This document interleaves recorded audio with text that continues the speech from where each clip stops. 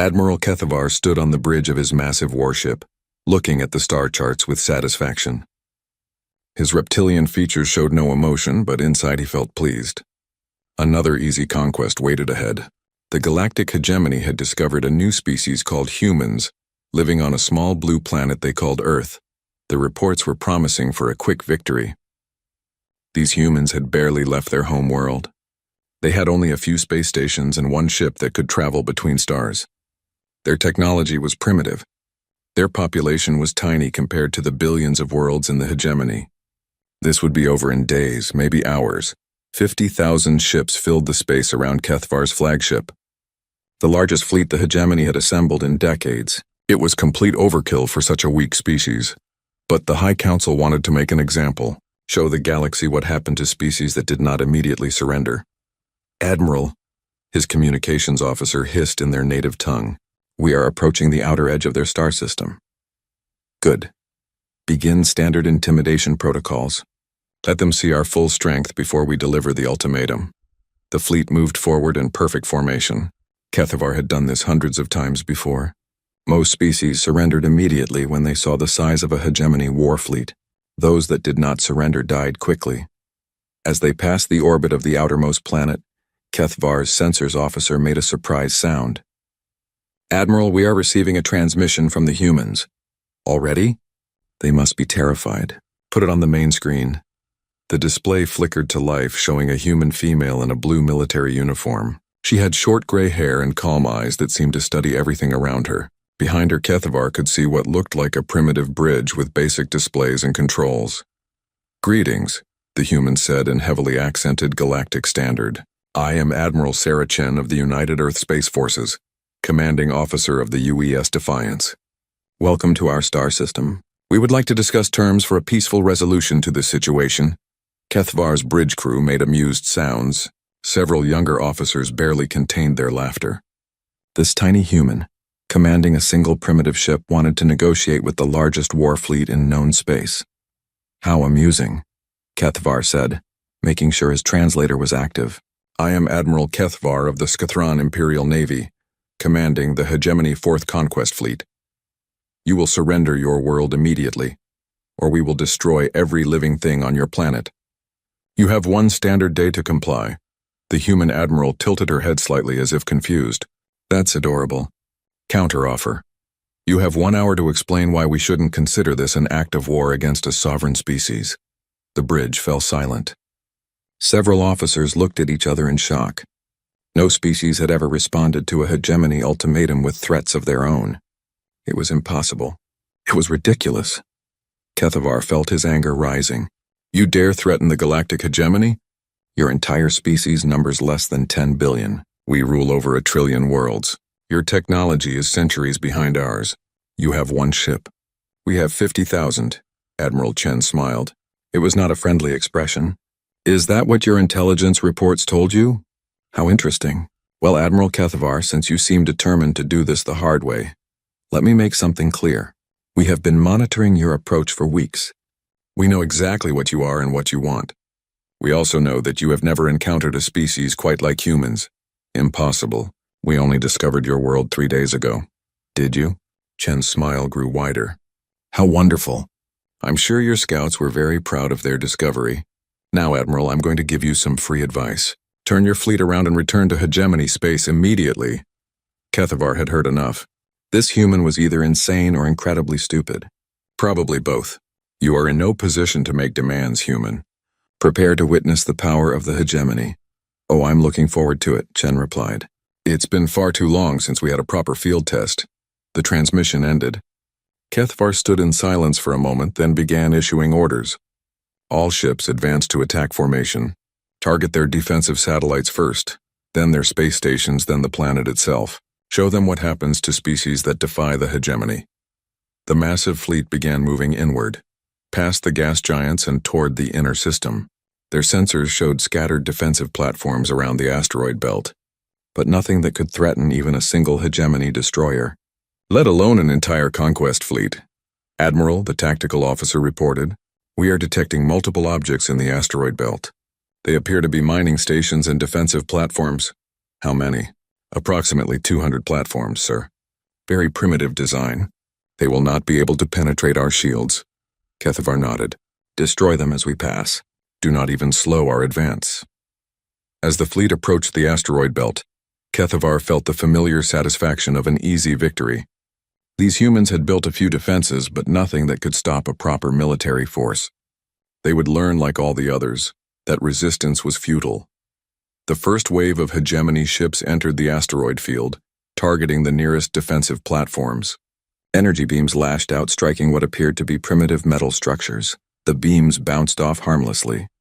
What? Kethavar demanded. Tactical report! Sir, their shields are deflecting our weapons. That should be impossible with their technology level. Increase power. All ships maximum firepower. The fleet opened fire with everything they had. Thousands of energy weapons, plasma cannons, and particle beams struck the human platforms. The weapons' fire lit up space like a small star. When the light faded, the platforms were completely undamaged. Admiral, the sensors officer said, his voice shaking. The platforms are moving. Kethavar looked at the tactical display in horror. What they had thought were stationary defensive platforms were changing position, rotating to face the hegemony fleet. Massive weapon ports were opening along their sides. Those are not platforms, the tactical officer whispered. Those are capital ships. Admiral Chen's voice came over the communication system again, transmitted to every ship in the fleet simultaneously. Admiral Kethavar, meet humanity's asteroid belt defense network. Each of those platforms is roughly 3 times the size of your largest dreadnought. They have been waiting here for you. Kethavar stared at the display as hundreds of massive human warships revealed themselves, hidden among the asteroids. Each one was larger than his flagship. Each one was armed with weapons that had just shrugged off the combined firepower of 1,000 hegemony vessels. Impossible, he breathed. Your species is primitive. You cannot have ships like this, can't we? Chen's voice was amused. Tell me, Admiral, how long do you think it takes a species to become spacefaring after they discover nuclear weapons? 50 to 100 standard years, according to all known examples. And how long ago did your intelligence say humans discovered nuclear weapons? Kethavar checked his files, though he already knew the answer. Approximately 80 standard years ago. Wrong, Chen said cheerfully. We discovered nuclear weapons 80 years ago. We've been a spacefaring civilization for 300 years. We've just been very good at hiding it. The implications hit Kethavar like a physical blow. If humans had been spacefaring for 3 centuries, if they had built ships that could hide among asteroids and weapons that could ignore hegemony shields, then everything the High Council believed about this species was wrong. Proximity alarms, Admiral, his pilot called out. Multiple contacts approaching from all directions. Kethavar looked at the tactical display and felt his blood turn cold. The asteroids around them were moving. All of them. What he had thought was a simple asteroid belt was actually thousands upon thousands of hidden human ships, all powering up at once. Admiral Chen's final transmission came through clearly. Now, Admiral Kethavar, let us show you what 3 centuries of human engineering can accomplish when we're properly motivated. The space around the hegemony fleet erupted into chaos. What Admiral Kethavar had thought were simple asteroids suddenly blazed with energy as massive weapons came online. Thousands of objects that had looked like rocks and debris revealed themselves to be sophisticated human warships. Evasive maneuvers, Kethavar shouted as his flagship shook under the impact of weapons fire unlike anything in hegemony databases. The energy beams that struck his shields didn't just drain them. They seemed to phase through the outer layers and strike the hull directly. Admiral, his tactical officer reported, voice tight with fear. We're losing ships. The human weapons are bypassing our defensive systems entirely. On the main display, Kethavar watched in horror as hegemony destroyers and cruisers simply vanished. Not destroyed in explosions of fire and metal, but literally disappeared as if they had never existed. Status report, he demanded. Sir, we've lost 300 ships in the first minute. The human weapons appear to be using some form of dimensional manipulation. Our shields are designed to stop energy and projectile attacks, not weapons that phase into our ships. Admiral Chen's voice came across all channels again, calm and professional. Admiral Kethavar, you seem surprised. Did you really think a species capable of interstellar travel would limit themselves to primitive energy weapons? This is impossible. Kethavar snarled into his communicator. No species develops technology this advanced without the hegemony detecting it. Really? How interesting. Tell me, Admiral, what do your records say about human expansion into space? Kethvar pulled up the intelligence files, reading quickly. Our scouts report that humans have one colony on their moon, several mining operations in their inner system, and a few research outposts. Total off-world population is less than 1 million. Chen's laughter filled the bridge. It was not a pleasant sound. Your scouts saw exactly what we wanted them to see. Let me educate you about humanity, Admiral. 300 years ago, we detected radio signals from your empire. We realized we were not alone in the galaxy. The human admiral paused, and Kethvar could hear weapons fire in the background of her transmission. Her own ship was apparently in combat, but she seemed completely unconcerned. Most species, when they discover a galactic empire, try to make contact. Humans did something different. We watched. We studied. We learned about the hegemony's expansion patterns, your military tactics, your technology, your politics. Do you know what we discovered? Speak, Kethvar growled, even as more of his ships disappeared from the tactical display. We discovered that every species the hegemony has ever encountered follows the same pattern. They develop spaceflight, they build a few colonies, they get discovered, they either surrender or get conquered. Every single time. So we asked ourselves a question. What if we didn't follow that pattern? Kethvar felt a cold understanding beginning to form. What did you do? We went dark, Admiral. Every human radio transmission, every energy signature, every trace of our civilization, we hid it all. To your scouts, Earth looked like a species that had just barely reached space. Meanwhile, we built the largest military-industrial complex in galactic history. The tactical display showed the true scope of human preparation. Thousands of ships were emerging from hiding places throughout the asteroid belt. Each one was massive, heavily armed, and moving with coordinated precision that spoke of centuries of planning. Every asteroid in this belt has been hollowed out and converted into either a weapons platform or a manufacturing facility. Chen continued, every piece of space debris you can see has been turned into a sensor array or a defensive system. We have been preparing for this moment for 300 years. But why? Kethvar demanded. Why go to such lengths? Why not simply make peaceful contact? Because we studied your history, Admiral. The hegemony doesn't make peaceful contact. You conquer. You enslave. You destroy any species that refuses to submit.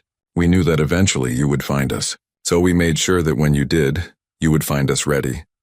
Another wave of hegemony ships vanished as human weapons found their targets. Kethvar's fleet, which had numbered 50,000 at the start of the battle, was down to less than 40,000 and dropping rapidly. Admiral, his communications officer called out, we're receiving transmissions from the inner system. The humans have facilities on every planet. What do you mean? Sir, Mars is opening up. The entire planet appears to be artificial. We're detecting massive shipyards and construction facilities. And Jupiter's moons, they're not moons, sir. They're battle stations. Kethvar switched his main display to show the inner system. What he saw made his scales turn pale. Mars, which their scouts had reported as a dead world with a few small research outposts, was splitting open like a flower. Massive sections of the planet's surface were retracting, revealing construction facilities that dwarfed anything in hegemony space. Around Jupiter, what their intelligence had identified as natural moons were powering up, revealing themselves to be artificial constructs the size of small planets. Each one bristled with weapons that could probably destroy a star. Impossible, he whispered. How did you hide all this from our scouts? Holographic projectors, Chen replied cheerfully. Very sophisticated ones. Your scouts saw exactly what we wanted them to see. A primitive species with limited space capability. The real human civilization has been underground and in deep space the entire time. Underground? Oh yes. Earth itself is quite different from what your scouts reported. Would you like to see? The display changed to show Earth. Kethvar had expected to see the blue and green world his scouts had described. Instead, he saw a planet covered in massive defensive installations. The continents themselves appeared to be artificial constructs built over underground cities. The real human population isn't 8 billion, Admiral. It's closer to 50 billion. Most of them live in underground complexes that extend hundreds of kilometers below the surface. The cities your scouts saw? Window dressing. Pleasant facades to hide the largest fortress world ever constructed. Kethavar's tactical officer looked up from his console, his expression one of absolute terror. "Admiral, we're detecting energy readings from Earth's moon." It's artificial too, sir. The entire moon is a single massive weapons platform. On the display, Earth's moon was beginning to split apart, revealing a construction that defied belief. The entire satellite was hollow, filled with manufacturing facilities, weapon systems, and what appeared to be dry docks containing ships larger than anything Kethavar had ever imagined. 300 years of preparation, Admiral, Chen said. 300 years of building, planning, and waiting. Do you know what humans call this level of planning? Overkill, but how? Kethavar demanded. How did you develop such advanced technology without anyone detecting it? Simple. We reverse-engineered hegemony technology from the radio signals we intercepted. Then we improved on it, significantly. You see, Admiral, the hegemony has been using the same basic technologies for thousands of years. You've become stagnant. Humans, on the other hand, have spent 3 centuries doing nothing but innovating. The battle was turning into a massacre. Human weapons were destroying hegemony ships faster than Kethavar could track. His fleet was being systematically dismantled by technology that seemed to operate on principles his scientists couldn't even understand. "Admiral," his pilot called out, "we're detecting massive energy buildups throughout the human system." "I think they're preparing for something big." Chen's voice came through again, and this time there was an edge to it that made Kethavar's blood run cold. "Admiral Kethavar, you came here expecting to conquer a primitive species. Instead, you've stumbled into the most heavily defended system in the galaxy. Now let me show you what real space warfare looks like." The display filled with light as every human installation in the system powered up simultaneously. Energy readings spiked beyond anything Kethavar's sensors could properly measure. Whatever the humans were about to do, it was going to make their previous demonstration look like a gentle warning. "All ships," Kethavar shouted. "Emergency retreat! Full power to engines! Get us out of this system!" But as his fleet tried to turn and flee, Kethavar realized with growing horror that the humans had planned for that too. His ships weren't moving. Something was holding them in place. Admiral Chen's voice came through one final time, and now she sounded almost bored. "Oh, Admiral, you didn't think we'd let you leave, did you? After all, we need to send a message to the Hegemony High Council. And nothing sends a message quite like a proper demonstration of overwhelming force." Admiral Kethavar felt the familiar sensation of his ship's engines straining against an invisible force. His entire fleet was trapped, held in place by technology that his scientists couldn't even detect, let alone understand. "Report," he barked at his engineering officer. "Sir, it appears we're caught in some kind of gravitational field manipulation. Our engines are at full power, but we're not moving. The humans have somehow created localized gravity wells around each of our ships." Kethavar stared at the tactical display in disbelief. Gravity manipulation was theoretical technology, something the hegemony's best scientists said was impossible. Yet these humans were using it like a simple tractor beam. "Admiral," his communications officer reported, "we're receiving another transmission from the human fleet." Admiral Chen appeared on screen again, but this time she wasn't alone. Behind her, Kethavar could see dozens of other humans working at control stations that seemed far more advanced than what he'd seen before. The bridge itself looked different, sleeker, more sophisticated. "Surprised, Admiral? You shouldn't be. The ship you saw before was one of our diplomatic vessels, designed to look appropriately primitive for first contact situations. This is the bridge of the UES Prometheus, our actual flagship." Kethavar looked around the human bridge in amazement. The technology visible in the background was clearly centuries ahead of anything the hegemony possessed. Holographic displays showed 3-dimensional maps of the entire solar system, with millions of individual contacts tracked in real time. "Now," Chen continued, "let me explain what's about to happen. You came here with 50,000 ships expecting to intimidate a primitive species. Instead, you're about to learn why humans are the most dangerous species in the galaxy." "Dangerous?" Kethavar laughed bitterly. "You may have superior technology, but you're still just one species on one world. The hegemony controls millions of star systems. Are you sure about that?" Chen asked with a smile that made Kethavar's skin crawl. The main display changed to show a galactic map. Red dots marked hegemony-controlled systems, thousands of them spread across a vast area of space. But as Kethavar watched, blue dots began appearing throughout hegemony territory. Hundreds of them, then thousands. "What are those?" he demanded. Human outposts, Chen replied casually. Did you really think we spent 300 years just fortifying one star system? While your scouts were watching our primitive colonies, our real colonization efforts were spreading across the galaxy. Kethavar felt his world crashing down around him. Impossible. We would have detected human expansion, would you? Tell me, Admiral, how does the hegemony detect new colonies? Energy signatures, communication signals, industrial activity, Kethavar replied automatically. Exactly. All things we learned to hide 3 centuries ago.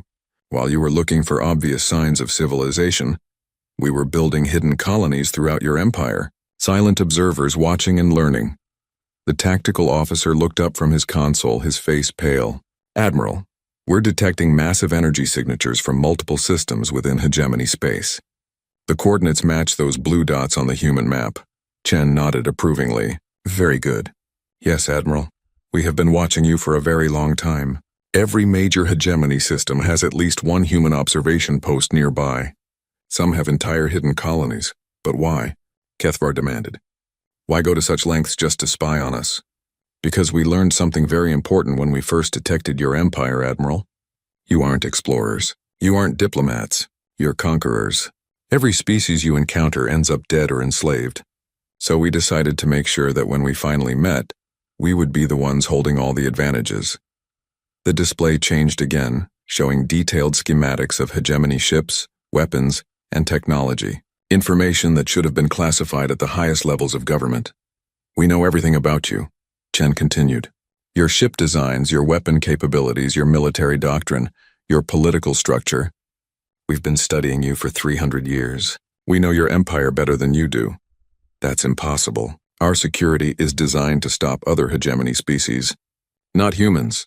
You see, Admiral, every species in your empire thinks in similar patterns.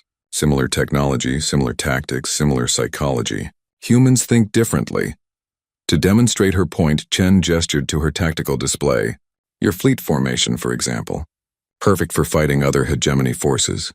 Big ships in organized lines relying on superior firepower and heavy armor, but completely useless against our approach.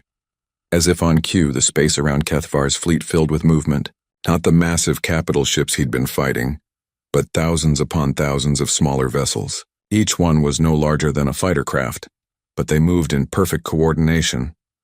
While you built bigger ships, we built smarter ones, Chen explained. Each of those vessels contains an artificial intelligence capable of independent thought and action.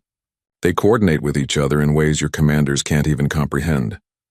The small human ships began attacking in swarms, like insects surrounding much larger prey. They moved in patterns that defied military logic, appearing and disappearing, striking from impossible angles. Your shields are designed to stop large-scale attacks, Chen continued as Kethavar watched his ships being systematically disabled. They're not very effective against thousands of pinpoint strikes from multiple directions. Admiral, his tactical officer called out. The small ships, they're not just attacking randomly. They're surgically removing our weapons and engines while leaving life support intact. Kethavar realized with growing horror that the humans weren't trying to destroy his fleet. They were capturing it. Ship by ship, his vessels were being disabled and boarded by human forces that seemed to appear out of nowhere. How are you doing this? He demanded. Teleportation technology, Chen replied matter-of-factly. Another innovation from our 3 centuries of research. We can move personnel and equipment instantly across vast distances. Very useful for boarding operations.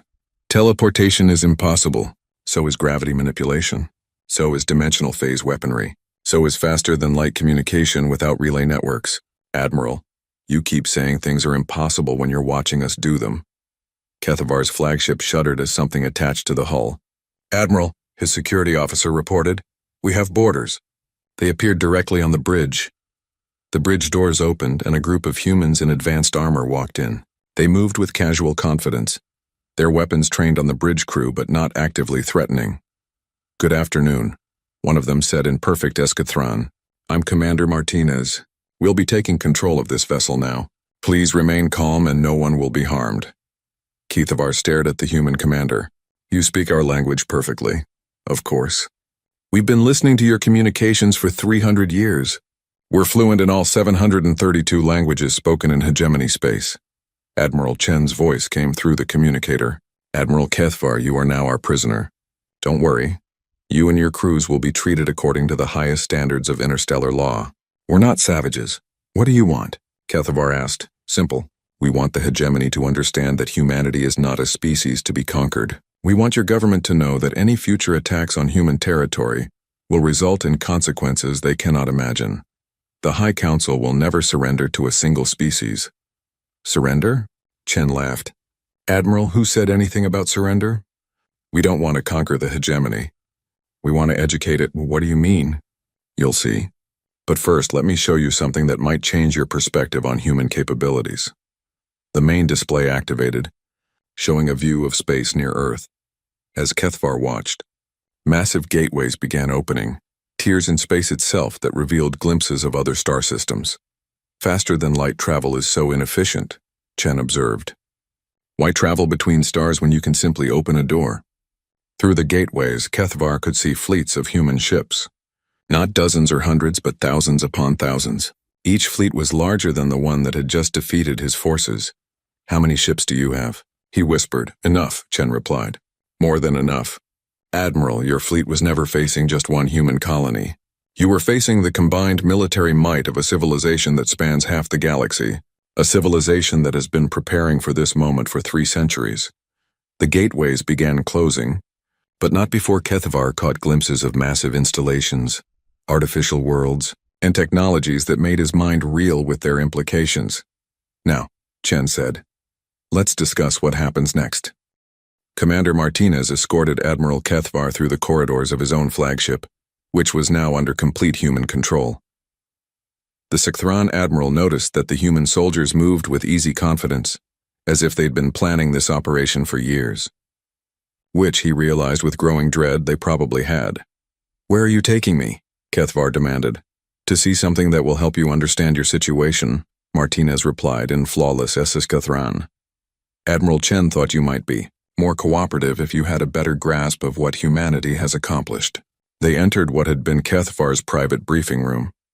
The walls now displayed holographic images that made his blood run cold. Star maps showing human presence throughout hegemony space. Technical schematics of hegemony weapons with detailed analyses of their weaknesses. Most disturbing of all, personal files on every member of the Hegemony High Council, complete with their daily schedules and family information. How long have you been watching us? Kethvar asked. Since the beginning, Martinez said simply. Your empire is old, Admiral. Very old. But it's also predictable. You follow the same patterns, use the same tactics, make the same mistakes. We've been cataloging those patterns for 3 centuries. Admiral Chen's voice came through the communication system. Admiral Kethvar, I hope you're finding our intelligence files informative. As you can see, we know quite a bit about the hegemony. What do you want? Kethvar asked. Right now? I want to show you what happens when the hegemony attacks a truly advanced civilization. Display the current tactical situation, please. The holographic display changed to show the entire galaxy. Red zones marked hegemony territory, while blue zones showed human space. But as Kethvar watched, the display began updating in real time, showing events happening across hundreds of star systems. What you're seeing, Chen explained, is the hegemony's response to our little demonstration here. Your High Council has declared a state of emergency and is mobilizing every available military asset to respond to the human threat. Kethvar watched as red icons moved throughout hegemony space, representing massive fleet movements.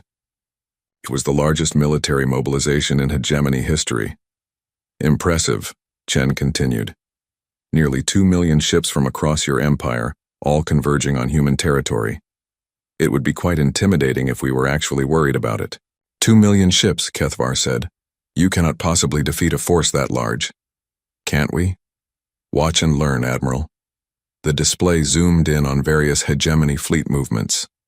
As Kethvar watched, strange things began happening. Entire fleets would simply stop moving, their ships going dark one by one. Others would change course without explanation, heading away from human space. What's happening to them? We're demonstrating another human innovation, Chen replied.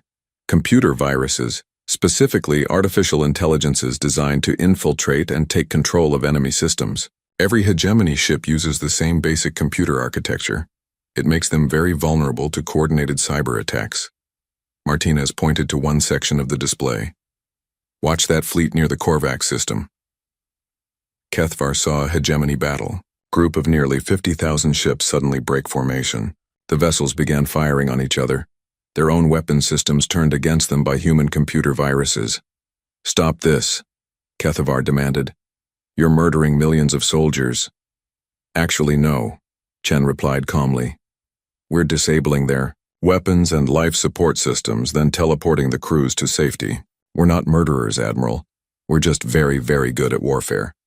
The display showed rescue operations in progress throughout hegemony space. Human ships appeared out of nowhere, evacuated disabled hegemony vessels, and disappeared again. The entire operation was happening on a scale that boggled Kethvar's mind. How many ships do you have? He whispered. Enough, Chen replied. Admiral, what you're witnessing is the result of 300 years of preparation. We didn't just build a military force. We built a civilization specifically designed to fight and win a galactic war. The display changed again, showing detailed images of human facilities. Massive shipyards that could construct fleets in days rather than years. Automated manufacturing systems that required no biological workforce. Most impressively, entire artificial worlds dedicated to military production. We call them Foundation Worlds, Chen explained. Artificial planets built from the ground up as military-industrial complexes.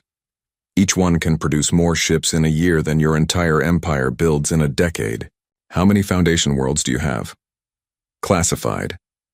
But I will tell you this. We have enough manufacturing capacity to replace every ship in our current fleet 10 times over within a single year. Kethvar felt his certainty crumbling. Everything he thought he knew about warfare, about power, about the galaxy itself was being turned upside down. What are you? We're humans, Chen replied simply. We're what happens when a species spends 3 centuries preparing for a war they know is coming. The display shifted to show the hegemony capital world. Massive human ships were appearing in orbit, but they weren't attacking. Instead, they were broadcasting. What are they doing? Talking, Martinez answered. Admiral Chen is currently addressing your High Council directly. The display showed the interior of the hegemony's most secure government building. Alien officials, in elaborate robes, sat around a massive conference table, all staring up at a holographic projection of Admiral Chen. Honored members of the High Council, Chen was saying, I am Admiral Sarah Chen of the Human Colonial Federation. I am speaking to you from the bridge of my flagship, currently in orbit around your capital world. The camera pulled back to show dozens of massive human warships surrounding the hegemony's most heavily defended planet. They had somehow penetrated every layer of the Empire's security without triggering a single alarm. I am here to inform you that your attack on human territory constitutes an act of war, Chen continued.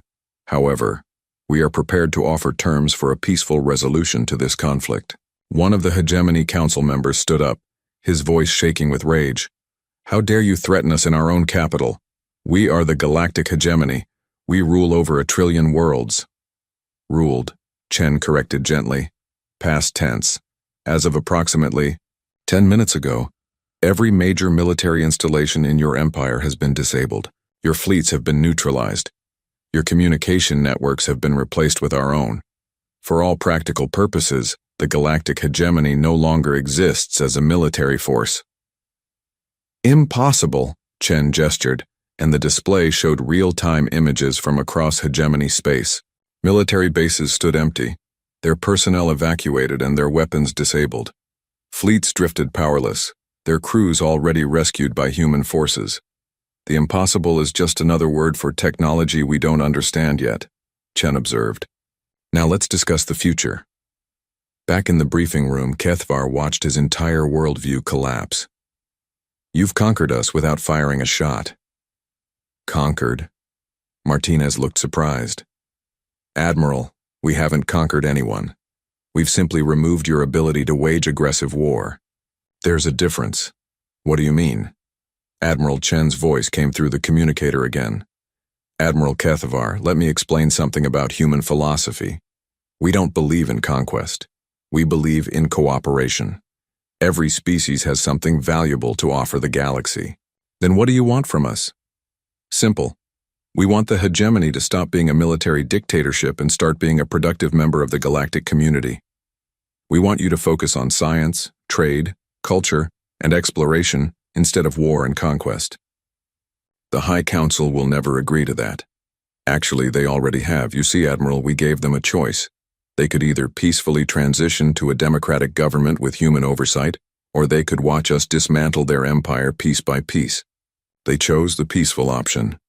Kethavar stared at the display, watching as the Hegemony High Council formally surrendered to human forces. 300 years of preparation had led to the most bloodless conquest in galactic history. What happens now? He asked. Now, Chen replied.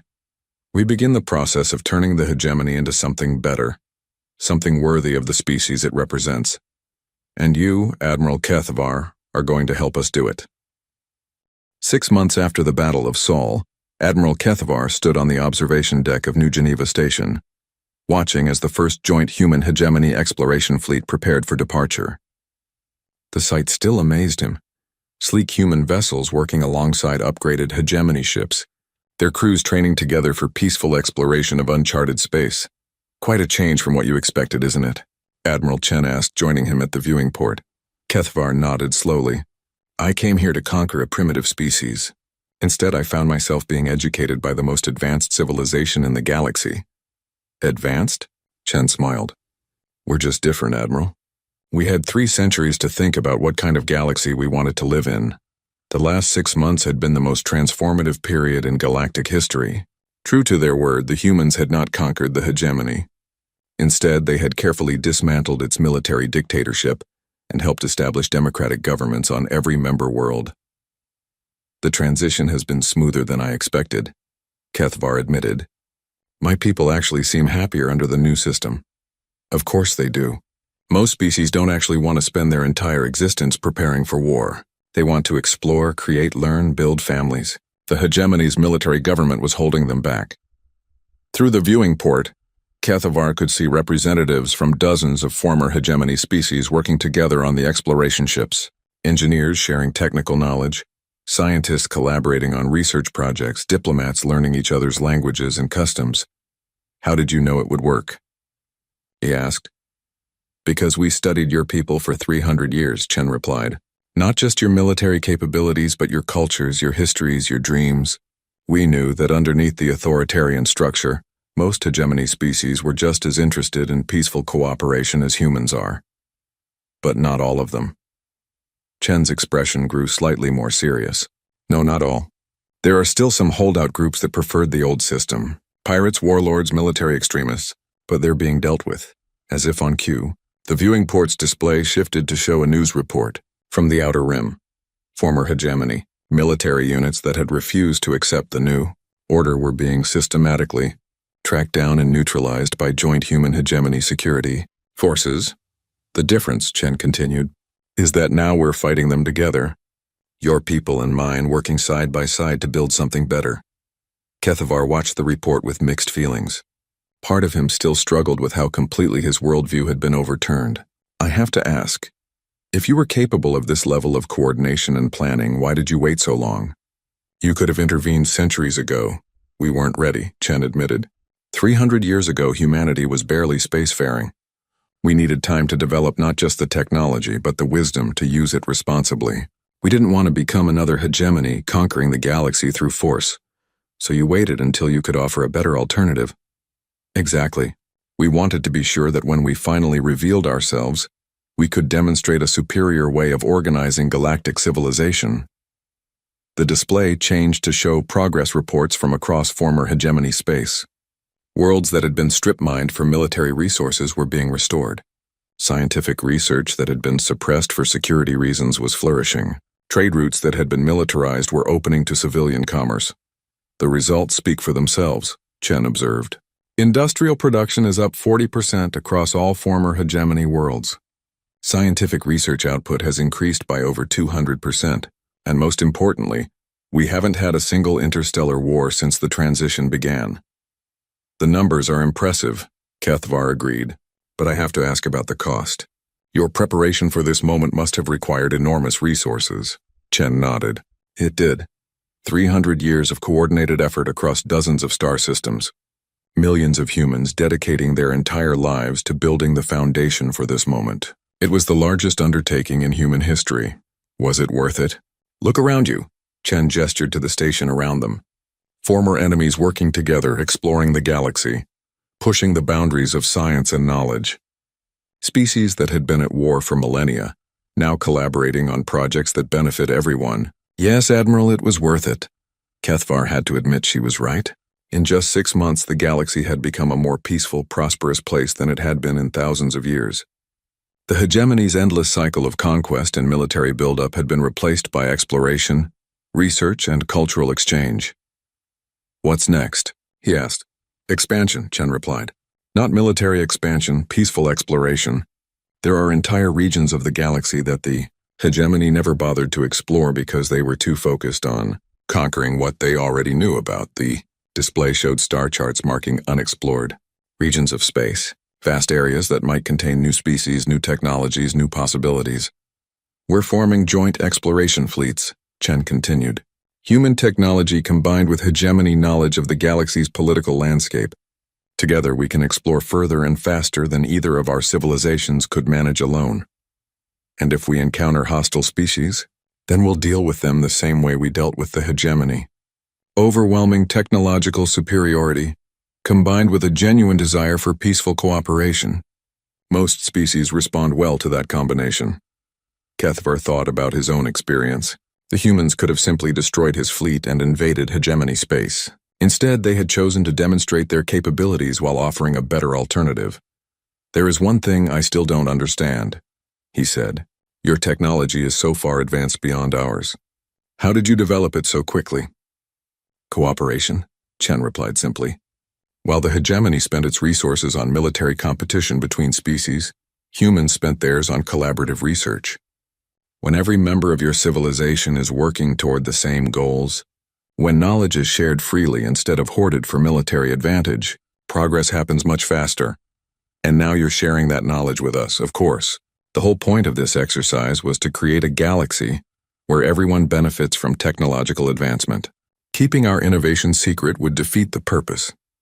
The viewing port's display shifted to show the technical specifications for the new joint exploration vessels. Hybrid designs that combined human innovation with hegemony manufacturing techniques, creating ships that were more capable than either civilization could build alone. The first joint mission launches next week, Chen noted. 6 ships, mixed crews, heading for the Andromeda contact zone. If our calculations are correct, there should be at least a dozen previously unknown species in that region. First contact protocols? Completely rewritten. No more ultimatums, no more demands for surrender. We approach as equals, offering trade, knowledge, and friendship. If they're not interested, we leave them alone. Kethvar considered this. And if they're hostile? Chen's smile became slightly predatory. Then they'll learn the same lesson you did, Admiral. That attacking peaceful explorers is a very bad idea.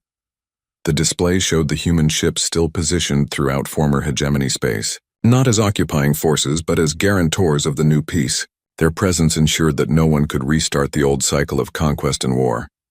How long will you maintain this presence? Kethvar asked. As long as necessary.